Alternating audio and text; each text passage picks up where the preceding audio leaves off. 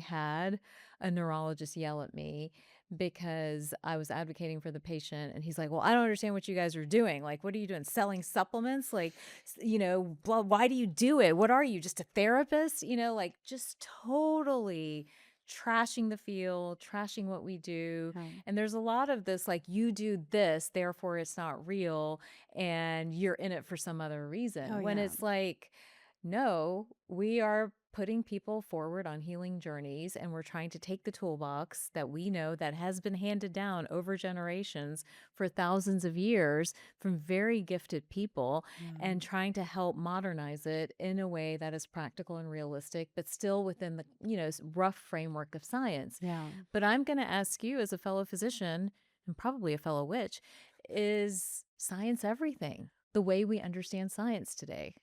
The training that we have and the moment we're in the world is to bow down and worship at the altar of science Right. and to say a randomized clinical control trial, that is the ultimate arbiter of truth. Right. And I'm not going to fully poo-poo it. Like, we love evidence. And we Evidence need is some nice. We standards, right? absolutely do, because So this was an improvement over a bunch of dudes sitting around and arguing by assertion and saying, right, I feel like it's this, so it's that. right, Let's do bloodletting, right, whatever it is. right. And so, yes, the spirit of the scientific method, testing our hypotheses, changing our management based on what the data shows us, the spirit of that is so good. I don't think it can answer all questions that matter to humanity.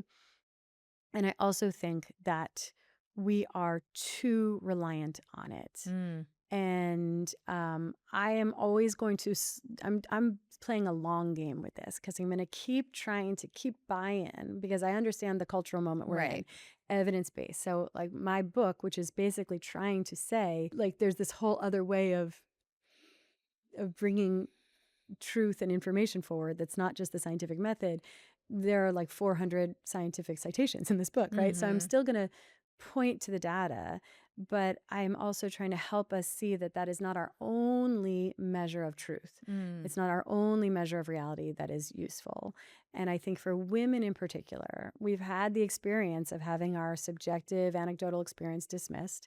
I remember I went on birth control yeah. pill and started crying every day, and went into the prescriber and said, it's going well, but I think I'm crying every day. And she said, well, there's no evidence for that. Fill in, sweetie. Right. And Right. and now there is. Now there is. Yeah. But I think we need to not suspend so much disbelief if something doesn't have evidence. Like, the absence of It evidence doesn't is mean not it's not evidence of real. absence. Right. And I think that not everything that's real can be measured.